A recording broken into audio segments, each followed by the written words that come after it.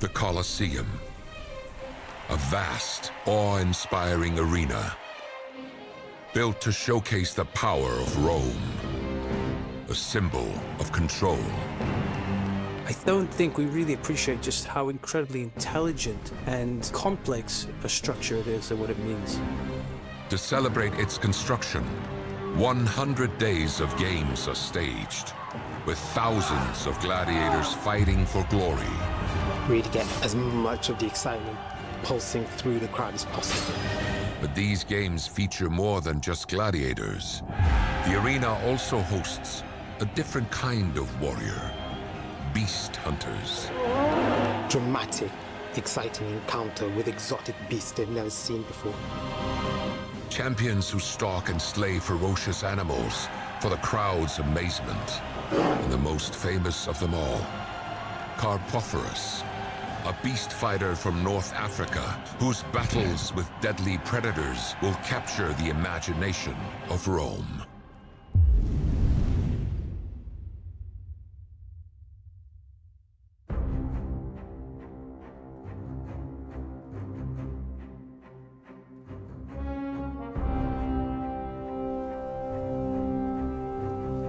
The Colosseum is one of the greatest pieces of architecture in history. It was an achievement unlike any other. It becomes the largest amphitheater in the Roman world. It remains that for the rest of Roman history. It's enormous. The Colosseum is built by the Emperor Vespasian on the site of the Golden House, the vast and opulent palace that belonged to his disgraced predecessor, Emperor Nero. Vespasian decides to take that imperial land and give back to the people, to show that he's the anti-Nero. And how he does it is he builds the greatest cinema, theater, and stadium all rolled into one, the Colosseum. Vespasian wants his new amphitheatre to be on a bigger scale than anything that's come before. The Colosseum was built during the 70s. Incredibly, the Colosseum only takes 8 years to build. The Colosseum did require these amazing construction techniques. Day and night, carts are going backwards and forwards, bringing every piece of construction necessary.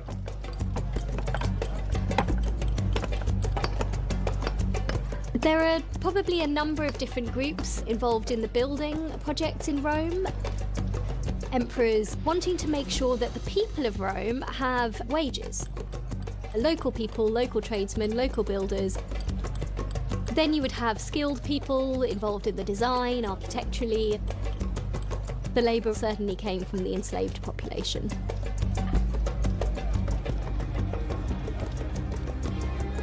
It's huge. I mean, it could seat at least 50,000 people. It also gets up to a height that no other amphitheatre gets to. You're presented with this sort of towering edifice. The ability not just to build it was one thing, but the ability to build it so fast was something that would really, as an emperor, launch your career.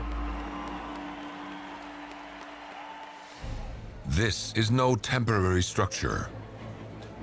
Carved from marble and stone, the Colosseum was commissioned by Emperor Vespasian as a gift to the Roman people.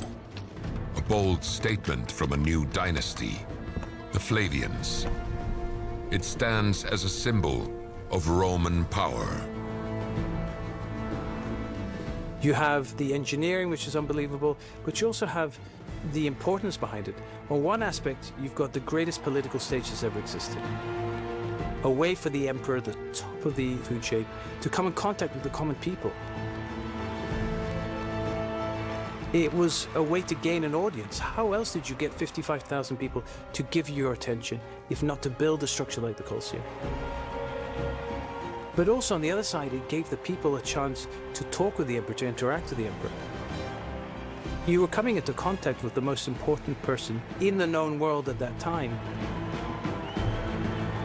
The Colosseum was the arena where Rome's power was made manifest, where both majesty and triumph, but also evil and brutality were on display in equal measure.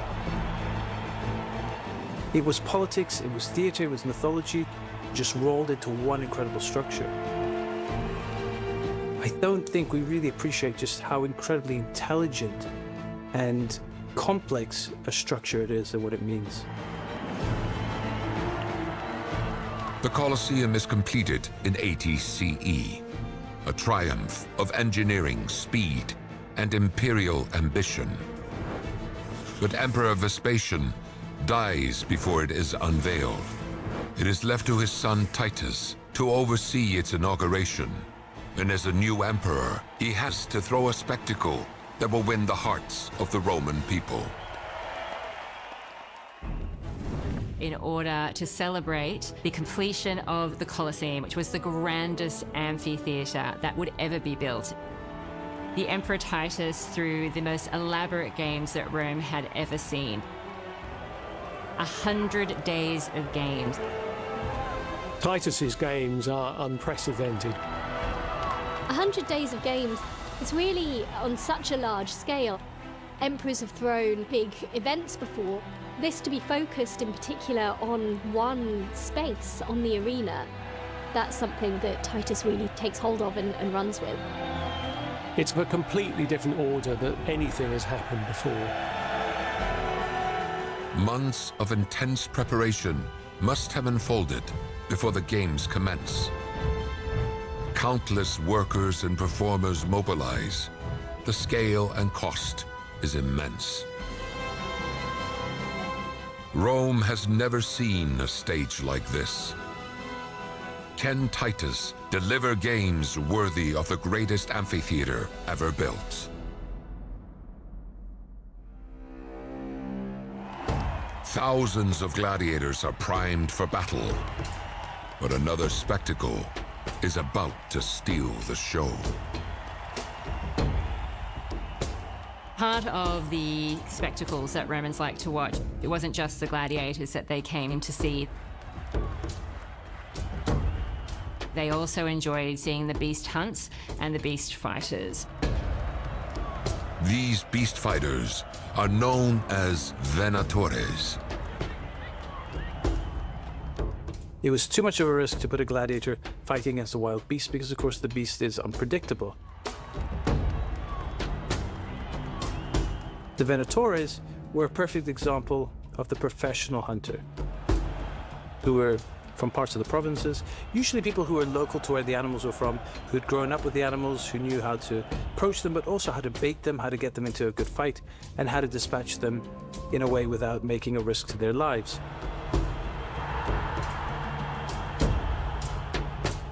At the building of the Colosseum, the Romans were pretty domesticated. They really didn't come in contact with nature. The beast hunts were a way to bring that savage nature in a very controlled environment and show the Romans what they didn't see. It's a little bit like television. It's bringing the world to you. Would you travel 3 months to go to India to see a tiger in the jungle? Probably not. But do you need to? No. You sit in the amphitheater, the emperor's going to do it for you. He's not going to show you just how ferocious tigers are. He's going to show you that the Roman Empire, that man can defeat the tiger. That's how powerful we are. It wasn't just people who would fight animals. Sometimes they would set the animals against each other. Again, they'd probably been trained in some way how to do this. They're probably provoked by perhaps being kept hungry. There was always a fine line there. You couldn't sort of starve the animal because it might not look very good. It's got to look the part when it hit the arena. The venatores are specialist fighters, risking their lives against savage beasts. Most of them are forgotten by history. But one man's name has stood the test of time. Carpophorus. Alongside the gladiators, another kind of warrior captivates the Roman crowd. The beast hunters. Lions, leopards, and bears are all part of the spectacle. But who is Carpophorus, the man who faces such creatures for the amusement of Rome? Carpophorus is probably the most famed beast hunter of all of Roman history. He was somebody who was put into the arena to fight against the wild, savage beasts from all parts of the empire. You might liken it to being an animal trainer as part of a circus. They've got to be able to bring the best out of the animal in the arena setting. Carpophorus is one of the only ones that we have mentioned by name in the celebratory poems, which makes him something very unusual and special, and it says something about his talent in the way that he is able to deal with the animals that he fights with, the kind of show that he puts on for the crowd, that he is someone who is remembered. The Romans liked to watch these sorts of things because watching a man like Carpophorus taking down wild animals, that kind of shows the human conquering of nature. Carpophorus may be the most famous beast hunter, but the history of fighting animals in the arena stretches back centuries before the Colosseum ever stood. Beast fights emerge earlier on in the Republic in sort of the 2nd century BCE. After a general has conquered an area, he would bring back exotic fauna, like wild animals, different wild animals from different parts of the empire.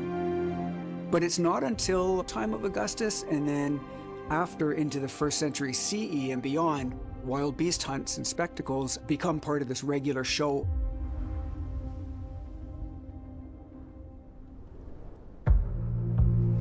The Roman Empire in the time of the Flavians is very substantial.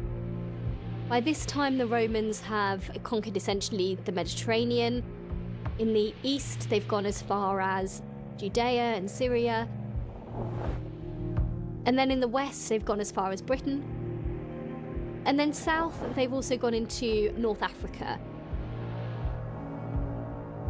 Introducing these wild animals and exotic species into the arena at Rome was bringing the empire to the capital and signaled the huge reach of Roman power and the wealth and resources of the emperor, who could afford to bring these animals from such vast distances.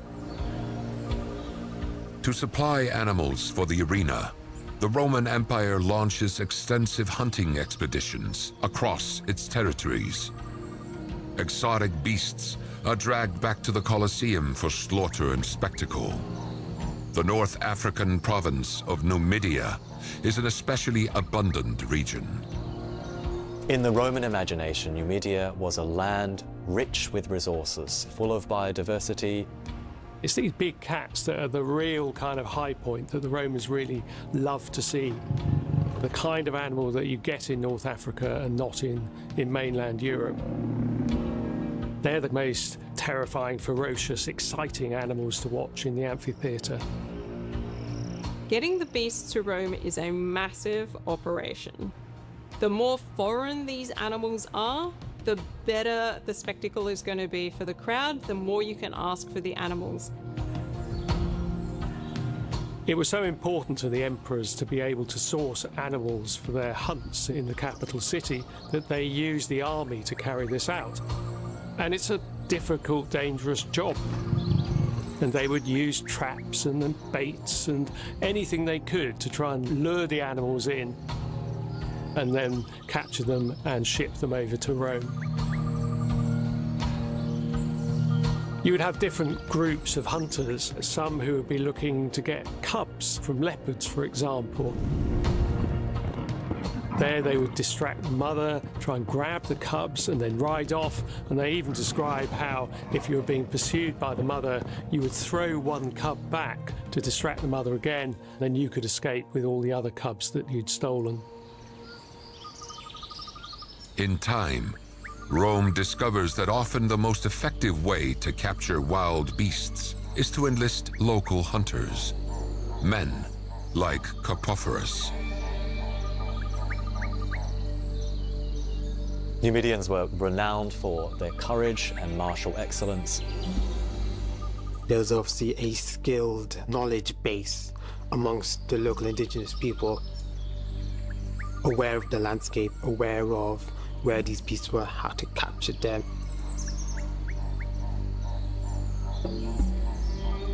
Carpophorus, he would have been descended from a pretty long tradition of local indigenous people with an ancient and systemic understanding of the land, how to interact with the land.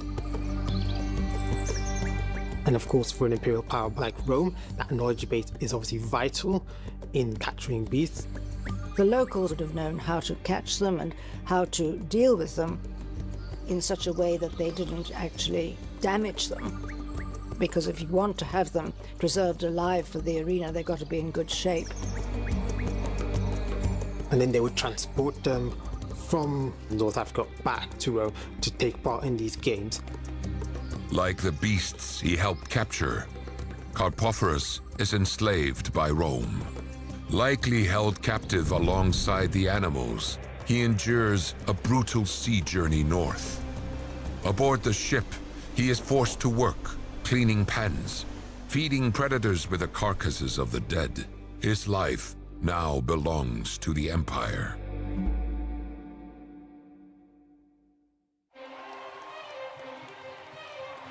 Titus's games are unprecedented. 100 days of games in which we're told 9,000 animals appear and 10,000 gladiators. It was a hot ticket, 50,000 seats for a population of 1 million, and so demand must have been enormous. We don't hear of ticket sales. And tickets are kind of handed down through patronage. On the basis of the emperor's favor. And this was another way that the emperor could exert control over the populace of Rome. Behind the scenes, countless workers keep the games running, an operation as massive and demanding as the games themselves. The Colosseum really was a city within a city, and it depended on a whole community of workers in order to make it function. The number of enslaved individuals working to make one of these days happen would have numbered in the hundreds. You would have the whole one-stop shop. You've got to provide the gladiators and the beast hunters with their glamorous costumes, with their carefully wrought armor. You need people to hand out the food. If it's a nice day, they would use sails as awnings to keep people in the shade. And they had a special sort of marine unit who were used to hauling up sails on ships to operate the awnings at the top of the Colosseum. There are people to clean up the sand between fights, clean up the spilled blood, to take away the bodies, to introduce other animals.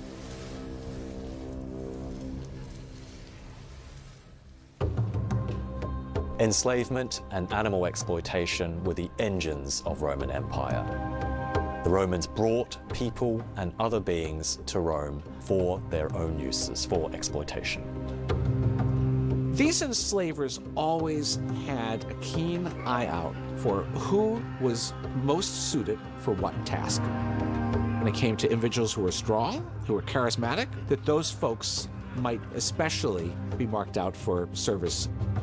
These very skills are embodied by Carpophorus as he is forced into his new role, no longer a hunter, but something more ferocious.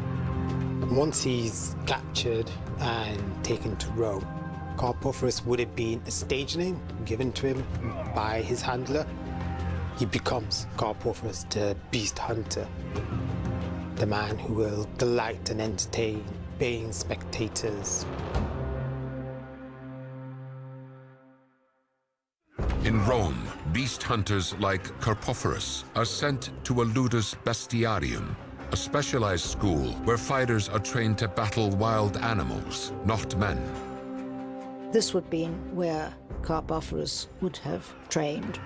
Beast hunters were even lower on the social scale than gladiators were, so their conditions were even more unpleasant. Carpophorus was not living in comfort. There obviously was a high degree of training and a real premium on having highly skilled fighters. They need to be nimble. They need to be skilled in firing arrows. They need to be very skilled in using a spear, both to kill and to fend off an attacking animal. These games at an amphitheatre were not just physical exertions, they were also performances put on this show to entertain the masses. And so Carpophorus's training would likely have involved understanding these beasts, how best to get them to react in certain ways, so that when the day came, it would not end so quickly, because that would have left a very unsatisfied audience paying for more entertainment and more spectacle. Soon Carpophorus's training will come to an end. The sands of the Colosseum await. When he's in the arena, staring down predators like the ones he hunted in North Africa, the choice is simple: win or die. So it's finally the day of the games. The crowds flood in, and the Colosseum stands ready, built for a magnificent spectacle just like this. One of the contributions of the Colosseum in general is various zones. The innermost zone, of course, is the playing area, in this case, the sand. And then there is the seats themselves, with a second zone. A third zone are the whole elaborate circulation system that led people into their seats. There are cells, there are storerooms. There's storerooms for the various animals. There are cells for the gladiators, cells for the people being condemned to die in the arena. One thing that really did help is a system of numbering of the arches. You can still see it to this day. Each with their number at the top of the arch. And a ticketing system in which each individual, once they entered that zone, knew precisely where they were supposed to go and where they're supposed to sit. A central part of the new building is the Imperial Box. This is where the Emperor and his entourage are going to sit, and they are not just there to see, they're there to be seen. You know, they are part of the spectacle. And for the crowd, you know, one of the big buzzes they get is that there they are sharing this hugely expensive entertainment with the Emperor himself.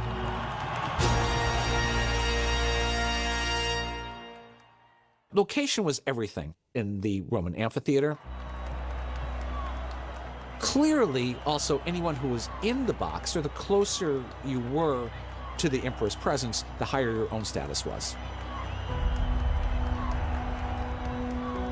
But also there was a whole vertical aspect as well. The topmost tiers of Roman society had the closest view, whereas slaves and women were put on top. The day begins with the savage thrill of the hunts. But even before the first spear is thrown, danger is already in motion. For dragging wild beasts into the arena is a deadly task in itself, chaotic and often fatal. Dealing with animals was always tricky, and it didn't always go as it was planned to.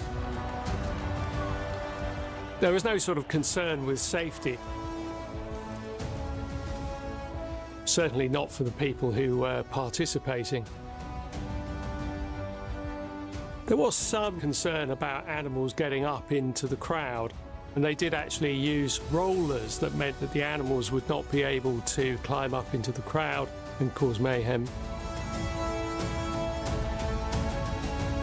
You could imagine what a huge logistical effort it was to get all of these animals in the right place without fighting each other, without killing each other. They would have probably been collected at one of the gates of Rome and then transported from there to the Colosseum, most likely only a few hours before their appearance. We believe that the animals were taken into the arena in cages and released through trapdoors. And it must have been a horrifying, smelly, noisy, terrifying job to be one of the enslaved persons managing those winches. Just the sensory overload that you would have had. There would have been animals crying, all kind of animal muck everywhere. The stench would have been overwhelming. It must have just been terrifying. With the beasts finally in position, the audience are ready for Carpophorus to make his debut in the Colosseum. The crowd have been waiting for this moment for a long time. They're in their seats and they're cheering. They're just waiting for the procession to enter the Colosseum. And their eyes are laser focused on looking for Carpophorus. You can imagine what it would be like, sort of waiting in darkness,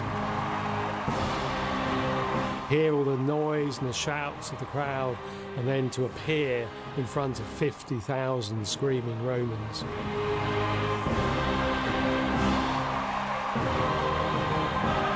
They've seen this advertised everywhere and they've come from far just to see their favorite Venator. Carpophorus is seated on his adversary. He's riding in on a raging bull. And then he leaps off of the animal. And then he has to face it down and fight it.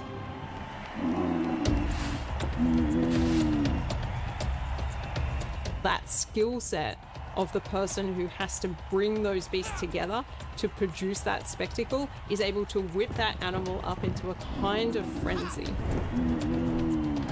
Now, this is the sort of thing that would be horrifying, I think, from a modern perspective to observe. But it would require a really specific set of skills.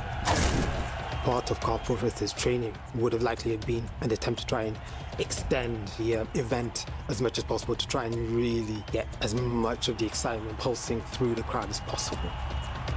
Somebody in this bestiary is going to be predicated on your capacity to move quickly and to get out of danger fast, and to have a whole bunch of strategies to come and deal with animals that are feisty and wild and ready to bite.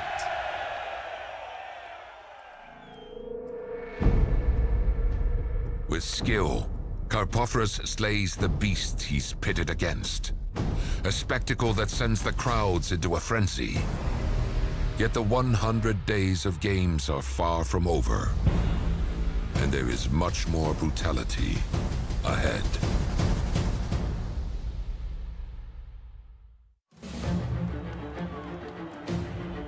Titus's games are unprecedented in both scope and scale. Alongside the beast hunters, the arena offers a host of spectacles and novelties, including a gladiator duel that will echo through history as one of the most legendary ever fought.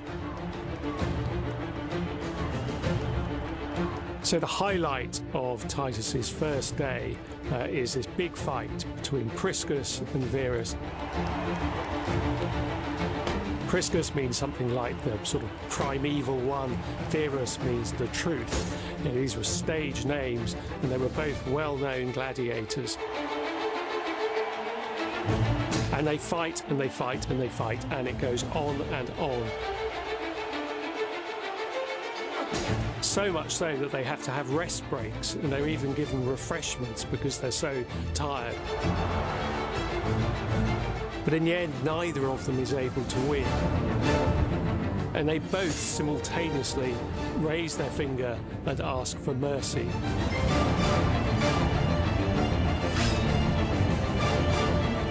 It's never been seen before, and the crowd go mad.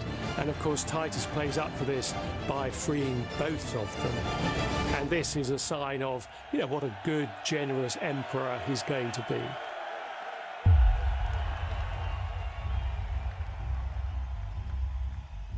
One of the main themes in the development of gladiatorial combat in Rome is the perennial search for novelty. One of the ways to introduce novelty was to have women fight. It's very clear that women developed into skilled fighters in their own right. As such, they were included in the displays in the inauguration of the Colosseum.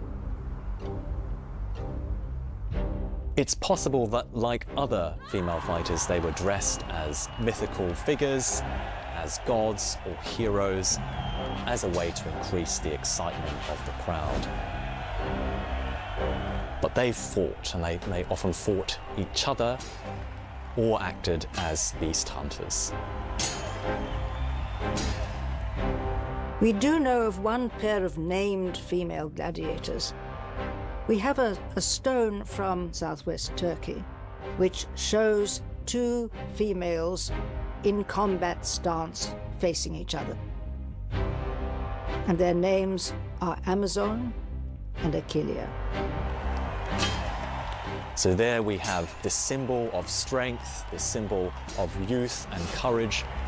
And this would have caused all sorts of reactions in the crowd. They might not have expected to see a woman. And it also might have caused real admiration from both male and female fans. Gladiators, female fighters, and the legendary Carpophorus. Day after day, the Colosseum delivers shock and awe. The Empire's greatest arena hosts the wildest battles ever staged. All of it enforcing the power and majesty of the man in charge of the Empire. By this point, it is now a demonstration of the Emperor's power. When Titus puts on these games, when he puts these animals, these beasts into the Colosseum, the beasts that Carpophorus will fight, this is a demonstration of his power, his reach. It's the reach of the Empire. To put your name out there, I'm the person who put on these games. I've treated you. I've given you entertainment. This was a key political strategy in climbing up the Roman political system. After 100 days of intense combat, the spectacle finally comes to an end. A dazzling display of imperial majesty. These games will be remembered as amongst the greatest in Rome's history. Yet Titus's glory is short-lived. Within the year, he is dead, and his brother, Domitian, sits upon the throne.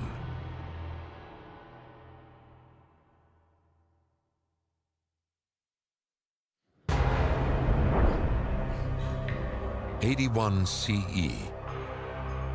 A new emperor ascends to the throne. Domitian, a man determined to reshape the games in his own image. The Emperor Domitian was the third in the line of the Flavian dynasty. He was the son of Vespasian, the emperor who built the Colosseum, and the brother of Titus, who had succeeded Vespasian.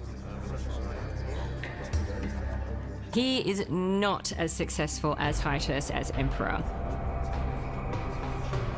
We hear all sorts of interesting stories about Domitian and his personality type. Constantly worried about conspiracies against his life. He was said to have lined the walls of his palace with reflective stone. Stone that was shined to such an extent that he'd be able to see who was behind him at any point. We hear of him spending his time pulling the wings off of flies for entertainment. He is accused of having a hand in the death of his elder brother, Titus.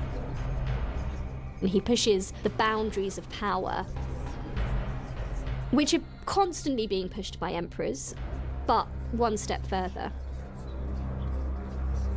All emperors want to outdo the emperor before them. Especially more so if the emperor previous to you is your older brother, and you're the youngest of the family. Every emperor tried their best to make their games the ones that were unforgettable. And these are standards that have been set previously by Julius Caesar, by Augustus. In the case of Domitian, he's in a period where now the stage is set bigger than it's ever been before, because now he has the Colosseum. He tries his utmost to be the emperor that's most remembered. Anything that he thinks is going to gain attention, that's going to make the game slightly different, he's willing to use. The more novel you can be with your entertainment, the more you would attract the attention and the popularity of the common people. Domitian was interested in the theatrical, and that's reflected in his transformation of the games into even more lavish spectacle than his predecessors, in terms of setting them at night, in terms of increasing the types of competitors. Domitian also expanded the Colosseum, constructing a vast labyrinth called a hypogeum beneath the arena floor. Hidden from the crowd above, this underground world housed gladiators, wild animals, and elaborate props, bringing new levels of drama and danger to the games. Once the basement was installed, we believe that the animals were taken down into the basement and then winched up into the arena in cages and released through trapdoors.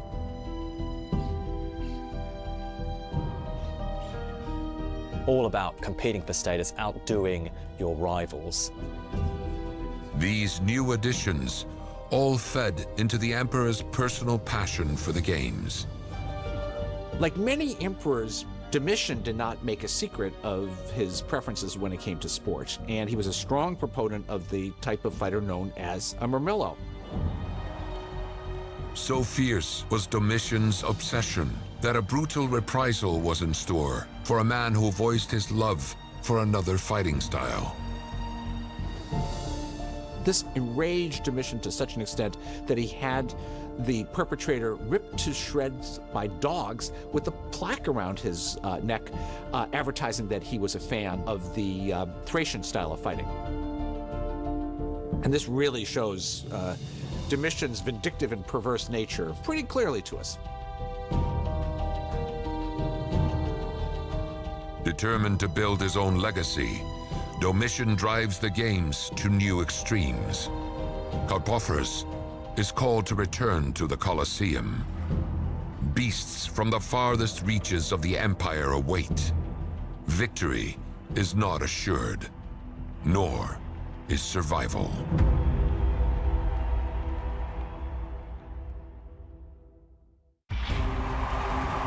It's 83 CE, Carpophorus's finest moment.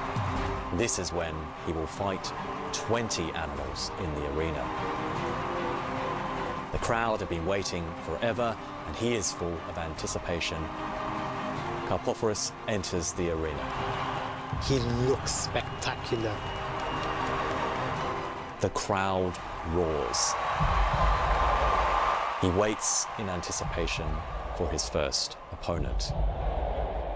On the other side of the arena emerges a wild boar. The boar let out a terrifying grunt, looked at Carpophorus and charged. Many combatants followed: panther, leopard, and innumerable other apex predators. But it was the final fight that mattered. A great lion of untold size. This is him at the peak of his career. It's dramatic. It's exciting. It's thrilling. And it's all done in the name of Rome's imperial majesty. With a final fatal strike, Carpophorus brings down the raging lion. In that moment, he cements his legacy. He will forever be known as Rome's most famous beast slayer. Carpophorus is described as surpassing the labours of Hercules. Hercules, a demigod who killed the Nemean lion with his own hands. This was a human who had become divine because his actions were so great. Here is Carpophorus, who is going even beyond that. Carpophorus may have won eternal fame in the arena, but what became of him after is lost to time. We can only speculate about Carpophorus's subsequent life. He likely was never involved in anything quite as spectacular again. He was probably, by this time or through this event, freed and gained a great amount of wealth for his victories. Yet the price of Carpophorus's glory was steep, paid in blood, and the destruction of a natural world.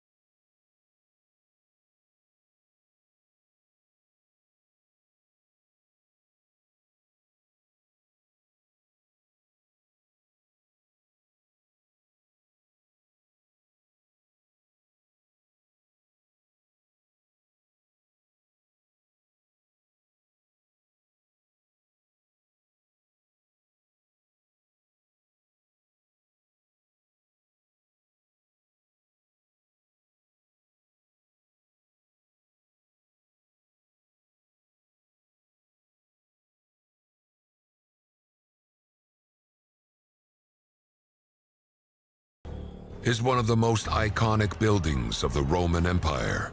Built for spectacle, it drove a relentless demand for animals and men, condemned to die for public entertainment.